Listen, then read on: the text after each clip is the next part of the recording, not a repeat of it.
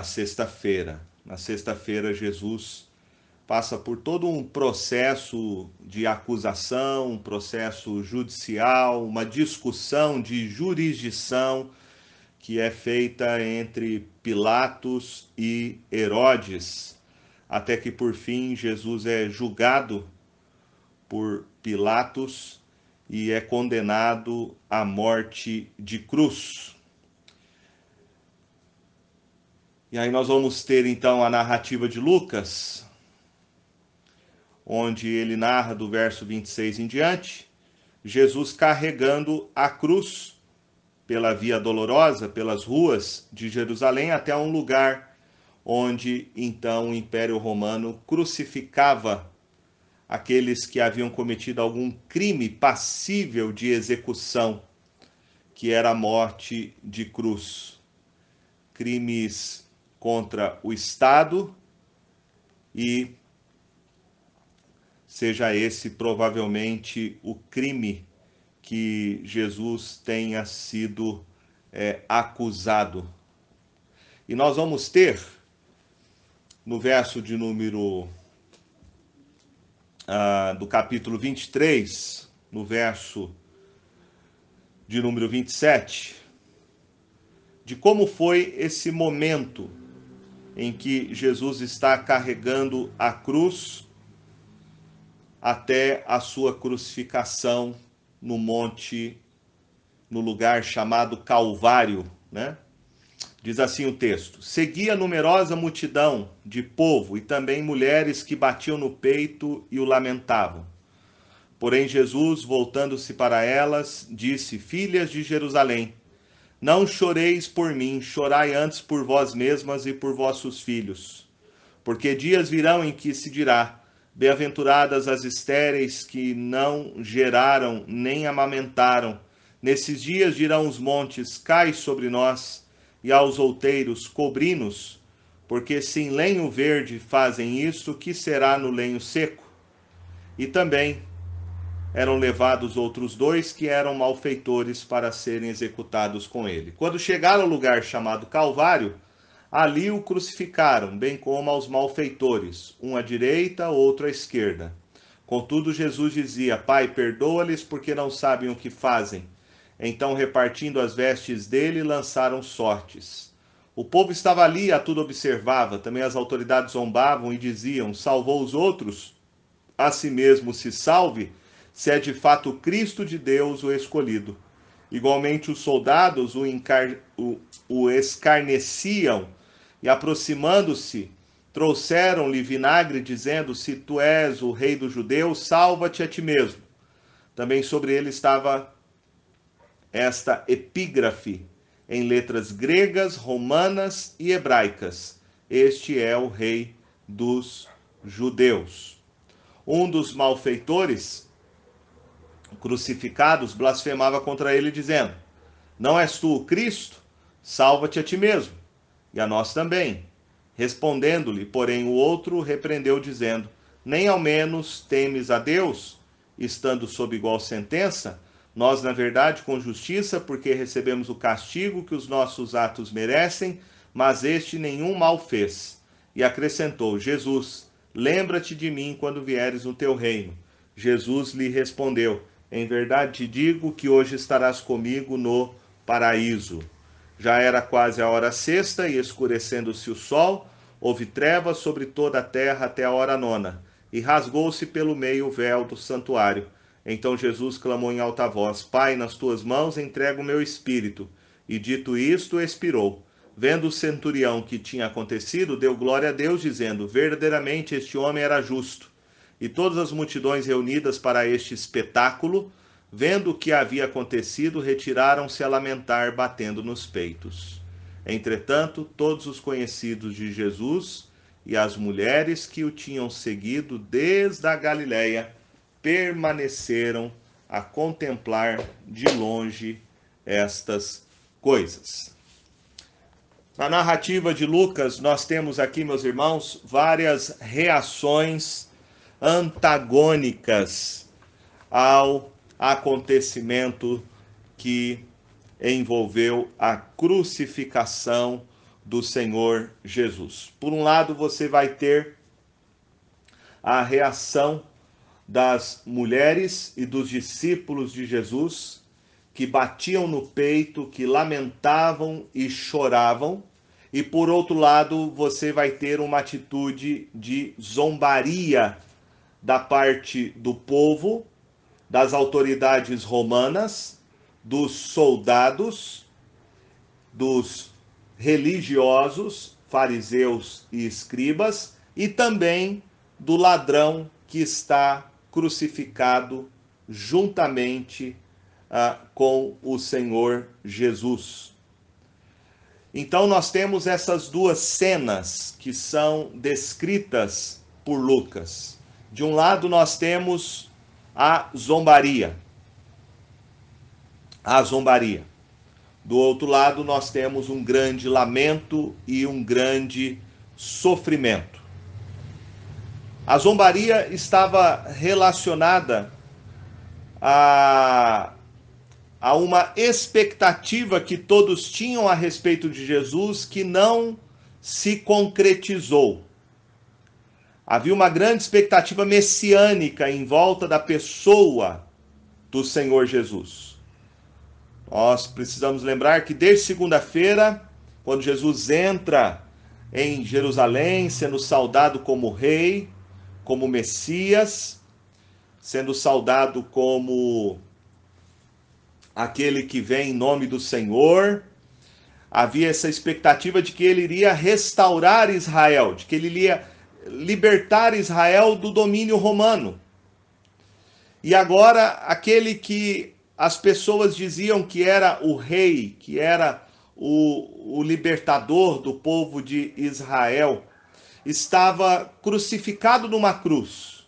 Então isso jamais passou pela mente da maioria das pessoas. Jamais passou de que o Messias, o Salvador, ele viria para morrer numa cruz, de que este seria o seu fim. Mas eles esperavam que Jesus liderasse o povo de Israel e libertasse Israel do domínio romano, do Império Romano. Então, a zombaria está relacionada a isso. O povo esperava que Jesus trouxesse libertação ao povo de Israel.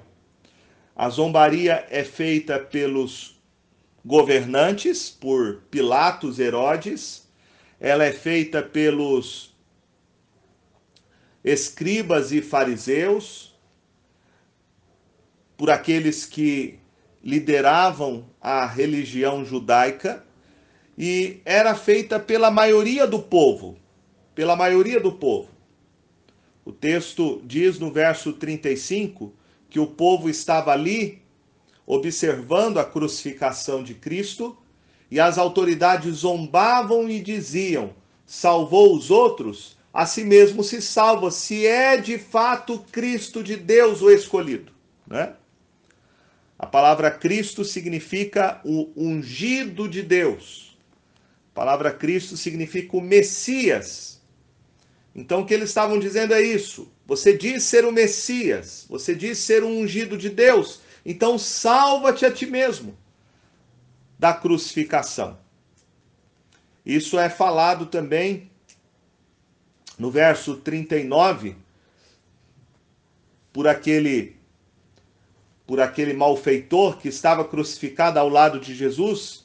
O texto diz que ele blasfemava contra Jesus, dizendo: não és tu, Cristo? Salva-te a ti mesmo e a nós também. Então o cenário aqui é um cenário de zombaria, Eles zombavam de Jesus e eles fizeram com que Jesus colocasse uma coroa de espinho na sua cabeça, exatamente para dizer: está aí, ó povo judeu, o teu rei. Bateram nele, o espancaram, colocaram um manto nele vermelho, que era usado pelos reis e imperadores, para exatamente humilhar o Senhor Jesus e zombar dele. Então nós temos esta Por um lado, esta zombaria feita pelo Senhor, feita pelo povo, feita pelas autoridades religiosas e pelos governantes e pelo ladrão da cruz. E por outro lado, nós temos o sofrimento que é descrito aqui por Lucas daqueles que eram os discípulos de Jesus, das mulheres que acompanhavam Jesus, como Maria Madalena e tantas outras mulheres e discípulos que acompanhavam Jesus, olhando de longe e vendo o seu sofrimento, Nós temos aqui um dos meios que foi usado, que era usado pelo Império Romano, que era a execução por meio da crucificação. Era, sem dúvida, um dos métodos mais cruéis, porque era uma tortura física e psicológica. Este meio de execução, ele começou bem antes do Império Romano. Ele foi inventado pelos persas, quando, no século IV a.C., invadiram a Babilônia.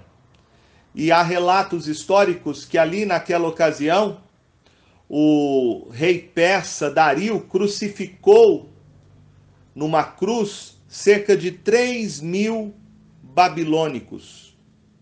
Então era um meio cruel de morte, porque havia uma tortura tanto física quanto psicológica por meio da crucificação. E este era o método então usado pelo Império Romano.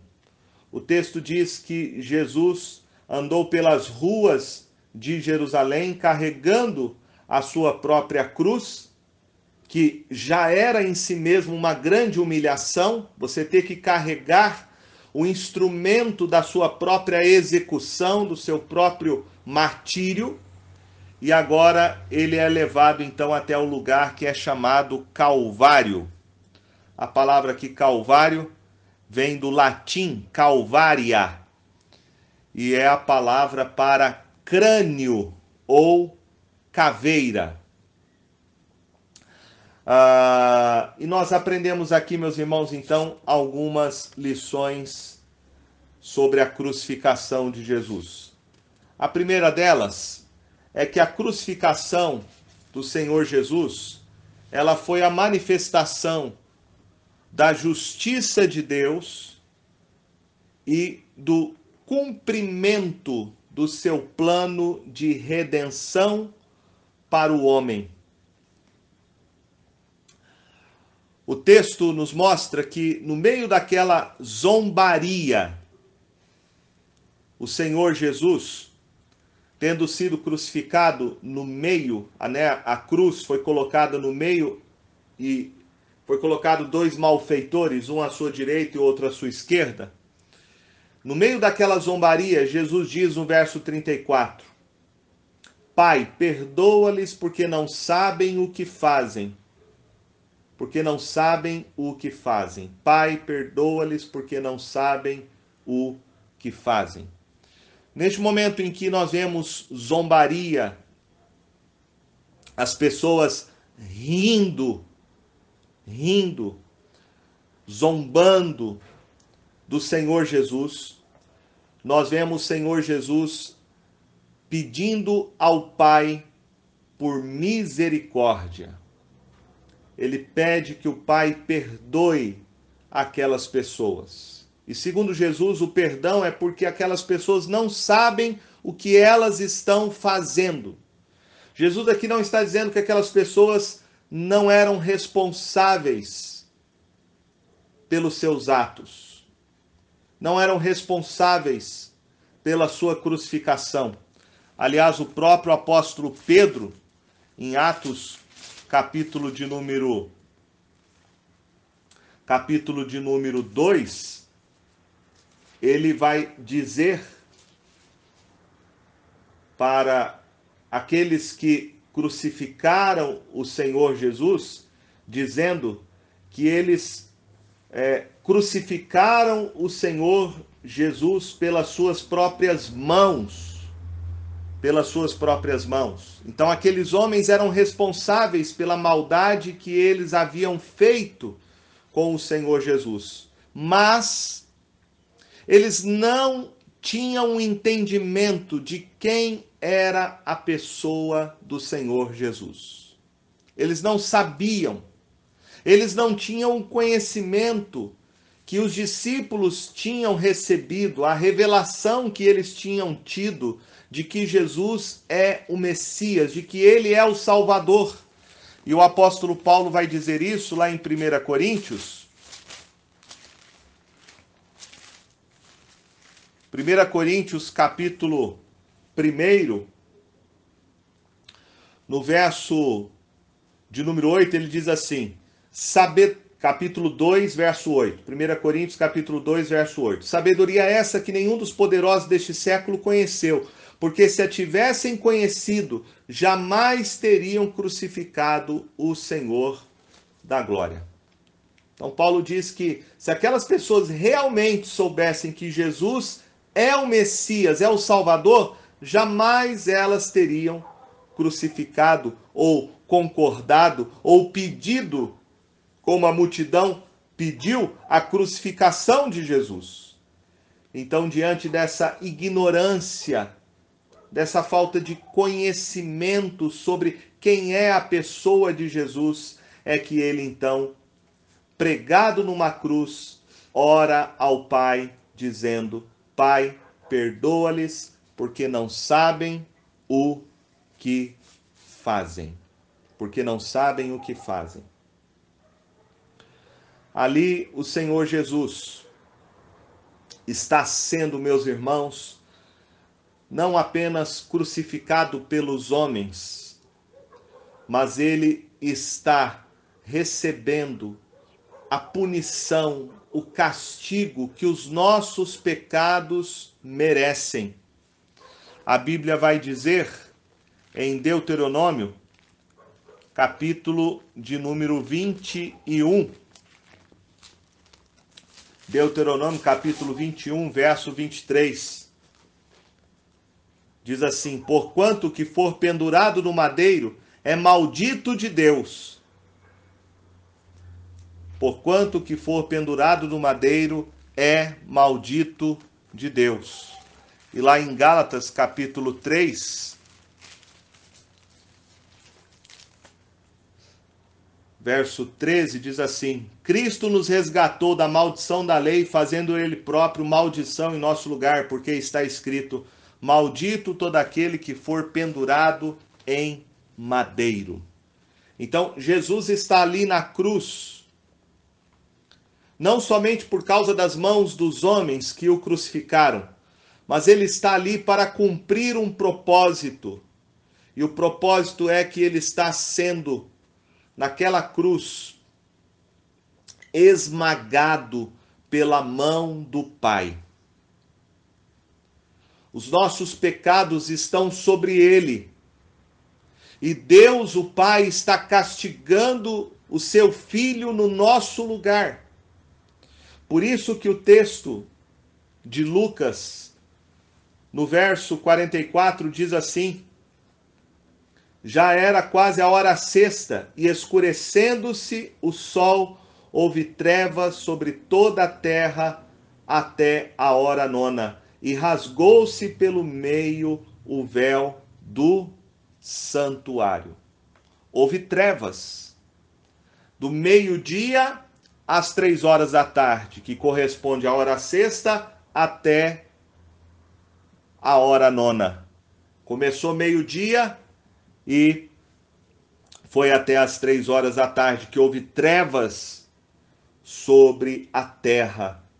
Porque foi o momento em que Deus Pai está castigando Jesus, porque ele está levando sobre si a culpa do nosso pecado. É o que diz de maneira profética lá em Isaías 53, que ele está ali recebendo no nosso lugar o castigo que nos traz a paz.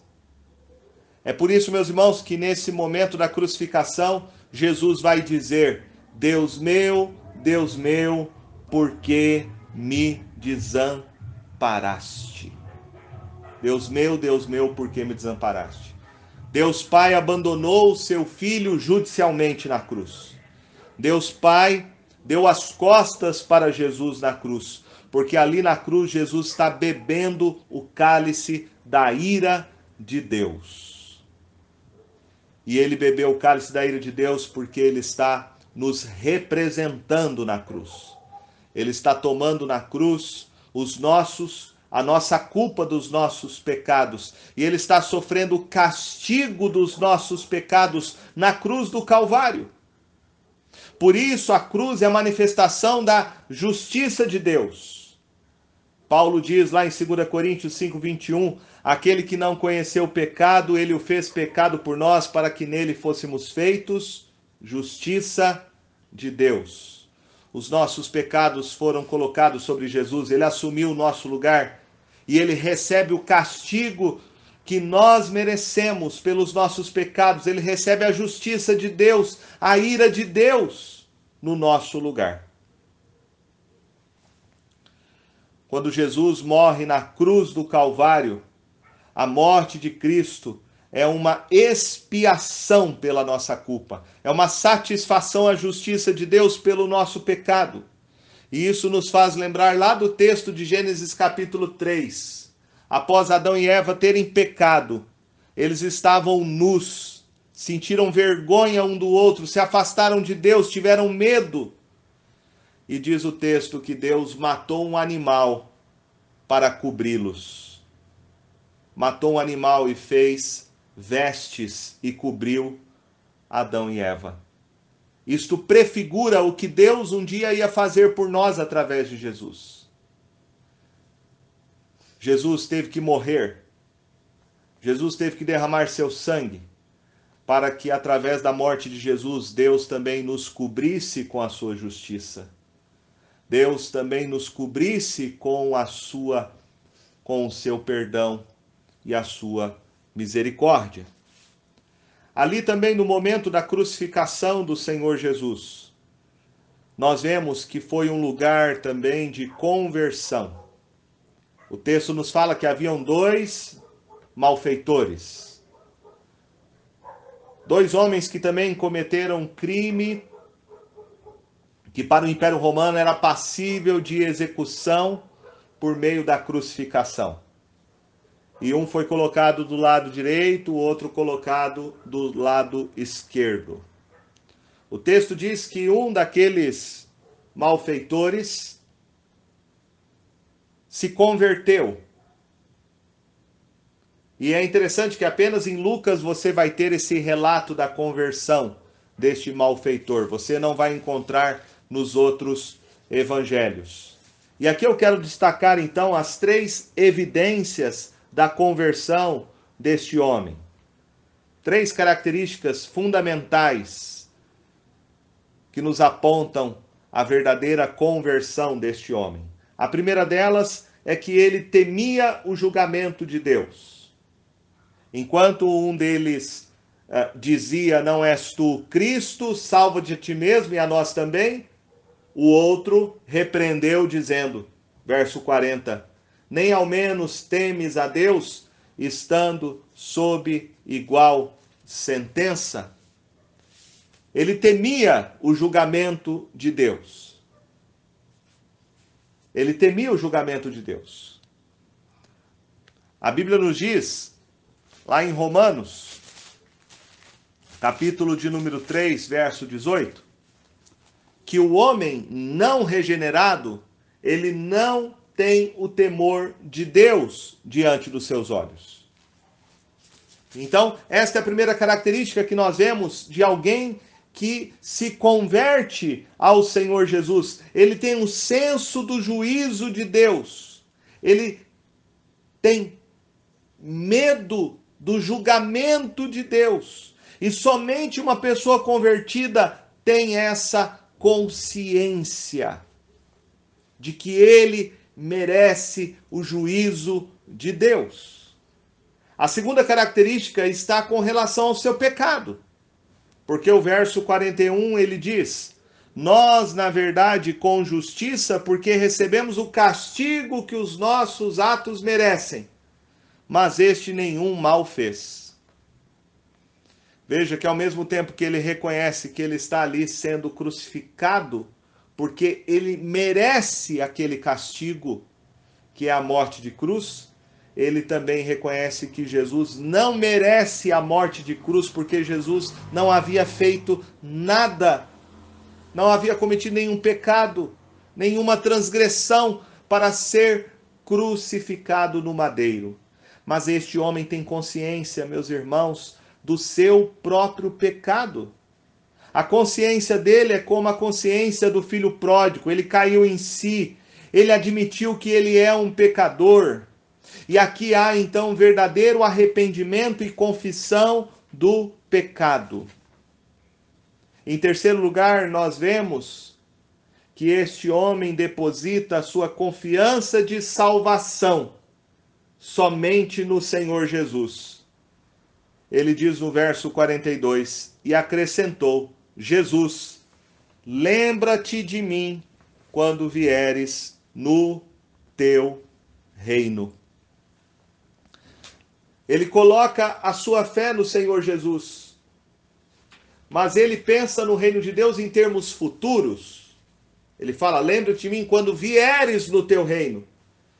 Mas Jesus dá para ele a garantia da salvação naquele mesmo dia, dizendo: em verdade vos digo, que hoje estarás comigo no paraíso. Veja que este homem coloca sua fé somente no Senhor Jesus. Ele sabe que somente Jesus poderia salvá-lo. E Jesus mostra que, embora o pedido dele estivesse relacionado ao reino futuro, Jesus diz que naquele mesmo dia ele estaria com o Senhor Jesus no paraíso, no céu. Isso nos ensina, meus irmãos, que não há purgatório. Não há purgatório. Não há um lugar intermediário entre céu e inferno. Também não há boas obras. Não há nada que o homem possa fazer pela sua salvação, buscando ser salvo pelos seus méritos. Não há. A salvação é somente por meio do arrependimento e somente pela fé em Cristo Jesus. Somente pela fé em Cristo Jesus. Por isso o texto nos fala no verso 45, e rasgou-se pelo meio o véu do santuário. Então Jesus clamou em alta voz: Pai, nas tuas mãos entrego o meu espírito, e dizendo isto, expirou. Jesus cumpriu, e essa é uma das palavras que ele diz, que não está aqui registrada por Lucas, mas ele disse: está consumado. E depois ele entrega ao Pai o seu espírito e morre, e dá o seu último suspiro. Jesus cumpriu o plano de Deus. Jesus fez tudo para a nossa redenção. Por isso o texto fala que o véu, e aqui é o véu do santuário, o véu do templo, ele rasgou-se de cima a baixo, mostrando que todo o sistema judaico, que era baseado no sacrifício de animais por meio dos sacerdotes, que tudo isso agora se torna obsoleto, porque Cristo Jesus veio cumprir todas as exigências de Deus e a necessidade humana. Nós aprendemos aqui, meus irmãos, algumas coisas então que eu quero terminar sobre a crucificação de Jesus. Primeiro, a crucificação de Cristo Jesus foi o único lugar onde a justiça e a misericórdia de Deus se encontraram. Ao mesmo tempo que Jesus satisfez a justiça de Deus, bebendo o cálice da ira do Pai que deveria cair sobre nós, ao mesmo tempo ele morre no nosso lugar, nos livrando da condenação eterna. A morte de Jesus foi para nos salvar da ira eterna. Então, na cruz do Calvário, eu tenho a justiça de Deus e a misericórdia. A justiça de Deus que caiu sobre Jesus e a misericórdia de Deus, onde Deus não nos dá o que nós merecemos. E assim ele nos oferece gratuitamente o perdão por meio de Cristo Jesus, através da fé e do arrependimento. Então, na cruz do Calvário, nós temos Jesus satisfazendo as exigências divinas e, ao mesmo tempo, a necessidade humana. Se Jesus não tivesse morrido na cruz por nós, meus irmãos, nós estaríamos perdidos. Se Jesus não tivesse morrido na cruz por nós, nós estaríamos condenados em nossos próprios pecados. As nossas obras não nos livrariam da condenação eterna, nem os nossos méritos, porque as nossas obras não passam de um trapo de imundícia. Foi por causa de Jesus, e é somente por causa de Jesus que nós podemos nos livrar do juízo eterno e da condenação eterna pelos nossos pecados e ao mesmo tempo experimentar o amor e a misericórdia de Deus por cada um de nós. Então nós aprendemos em segundo lugar que a cruz de Cristo é a melhor notícia de todas. É a boa nova de um Deus que é justo, mas ao mesmo tempo de um Deus que é misericordioso. De um Deus que não inocenta o culpado. Ele pune, mas ele puniu uma outra pessoa no nosso lugar, ao invés de nos punir diretamente. Ele puniu seu próprio filho, que ele enviou ao mundo para ser o nosso Salvador. Por isso, o texto de João, no capítulo 3, um dos textos mais conhecidos, nos diz assim, em João capítulo 3, verso 16. Porque Deus amou o mundo de tal maneira que deu o seu Filho unigênito para que todo que nele crê não pereça, mas tenha vida eterna. Porquanto Deus enviou o seu Filho ao mundo, não para que julgasse o mundo, mas para que o mundo fosse salvo por ele. Quem nele crê não é julgado. O que não crê já está julgado, porquanto não crê no nome do unigênito Filho de Deus. Veja que a única maneira de nós nos vermos livres da condenação eterna que os nossos pecados merecem é nós crermos apenas e somente no que Cristo Jesus fez por nós. Se as pessoas rejeitam Jesus, elas rejeitam o plano de Deus. Se elas rejeitam a Jesus, elas rejeitam o único meio delas serem livres da condenação que os seus pecados merecem. Por isso o texto fala que aquele que crê em Jesus não é julgado, mas aquele que não crê já está julgado. Esta é a melhor notícia de todas, meus irmãos, que nós devemos compartilhar com todos os homens e mulheres, que Deus, embora seja santo e justo, ele também é misericordioso. E ele nos enviou o seu Filho Jesus, para que em Jesus e através dele, tanto os nossos pecados fossem punidos, como cada um de nós pudéssemos experimentar a sua graça e o seu amor. Basta nós crermos em Jesus e nos arrependermos dos nossos pecados. E por último, a cruz de Cristo deve ser sempre a nossa eterno motivo de gratidão a Deus. É por isso que o apóstolo Paulo, escrevendo lá em Gálatas, no capítulo de número 6, lá em Gálatas, no capítulo de número 6, Paulo vai dizer assim, no verso de número 14. Mas longe esteja de mim gloriar-me, senão na cruz do nosso Senhor Jesus Cristo, pelo qual o mundo está crucificado para mim e eu para o mundo. Qual era a glória de Paulo? Onde estava a sua glória? Estava em Cristo Jesus. Estava na cruz do nosso Senhor Jesus. A cruz de Cristo, meus irmãos, é a nossa glória. É em Jesus que nós temos o perdão dos nossos pecados, é em Jesus que nós temos a reconciliação com um Deus Santo, é em Jesus que nós temos a demonstração do amor e da misericórdia do Pai para conosco, é em Jesus que nós temos a paz que nos reconciliou com o Pai, é em Jesus que nós temos o sentido para a vida e o propósito de cada um de nós. Glorie-se tão somente na cruz de Cristo. Viva para a glória do Senhor. Viva com um coração grato a Deus todos os dias, porque Ele fez por nós, fez por você, o que nós jamais poderíamos fazer por nós mesmos. Que assim nós possamos viver todos os dias, nos lembrando do que Deus fez por nós em Cristo Jesus.